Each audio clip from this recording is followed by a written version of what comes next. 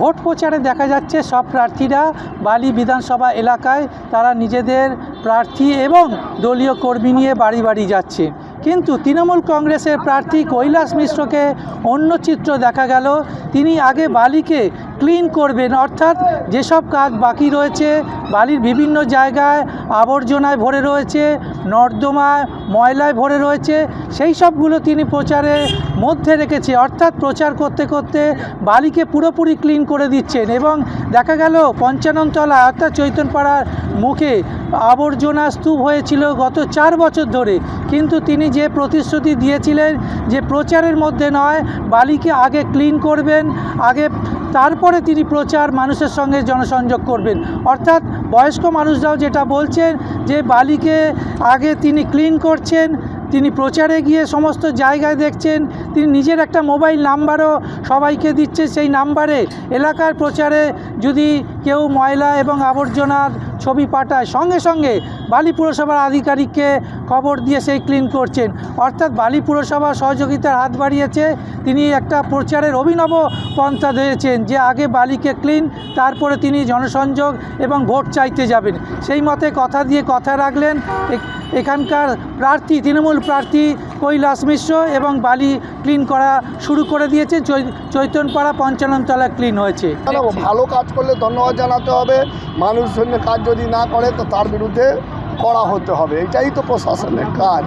তো নিশ্চিতভাবে আমরা অনেক দিন ধরেই দেখছিলাম, চেষ্টাও করছিলাম, বাট নির্বাচন যখন ঘোষণা হয়েছে, আবার নেত্রী এবং নেতা যখন আমার নাম বলেছেন, তো ইটস মাই ডিউটি যে বালির মানুষজন শুধু ওই ভোট চাইতে যাবো সে নেই, বালির মানুষ যে অসুবিধাতে আছে সেইটা আগে সলভ করব এবং জঞ্জাল মুক্ত করব বলেছিলাম।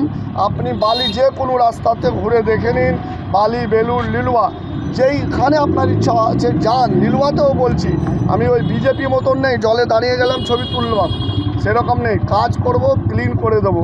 ক্লিন হওয়ার বালি ক্লিন সিটি কাজ শুরু হয়ে গেছে অলরেডি। একটু টাইম দিলে আর ভালো। এটা এন্ট্রি অফ বালি, আপনি বালিতে যখন আসবেন দেখুন এখান থেকে অনেক মানুষ আসে, সাধারণ মানুষরা আসেন, জিজ্ঞেস করবেন। এখানে অনেক দিন ধরে ভ্যাট হয়ে গেছিলো, একটা on road VAT, unplanned VAT. তো আমি দেখে এটা আমার নিজেও বাজে লাগলো। আমরা বললাম, এনারাও এখান থেকে ফোন করেছিলেন আমাকে এবং এসে আমি টাইম দিয়েছিলাম, সেই টাইম মধ্যে বালি মিউনিসিপ্যালিটি কাজ করেছে, তাকে ধন্যবাদ জানিয়েছি, দু একটা সাজেশনও দিয়েছি।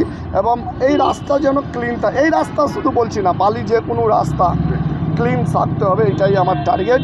আমি বালির মানুষকে আবার বলি, ভোট রাজনীতি পরের কথা, আমাদের বালি শ্রেষ্ঠ বালি হবে। আপনারা একটু হেল্প করবেন, আমার নম্বর সবাইকে দিয়েছি আমি, সেই নম্বরটা আপনি হোয়াটসঅ্যাপ করবেন। ফোনে তো আসলে তো ধরতে পারবো না, মোবাইল নম্বরে আপনি হোয়াটসঅ্যাপ অ্যাড্রেস লিখে, অনেক লোক দিচ্ছেন, অনেক লোক দিয়েছেন, তার রিয়াকশান দিয়েছি, রিপ্লাই দিয়েছি, কাজ হয়েছে। নম্বরটা বালির মানুষ জন্যে 9903332281, এইটা এই মোবাইলের নম্বর যে আমার হাতে সবসময় থাকে, পুজো টাইম যখন হয় তখন শুধু থাকে না। আপনারা মেসেজ দেবেন, হোয়াটসঅ্যাপে ছবি পাঠাবেন, 2 দিন টাইম দেবেন, কাজ হবে বলে। বহুতবার বলা হয়েছে, অনেকবার বলা হয়েছে, আমাদের এটা 3-4 বছরের প্রবলেম ছিল, উনি এটাকে সলভ করেছেন। আশা করি এটাতে সাস্টেন হবে, এটাকে আরও সুন্দরভাবে গড়ে তুলতে পারি আমরা।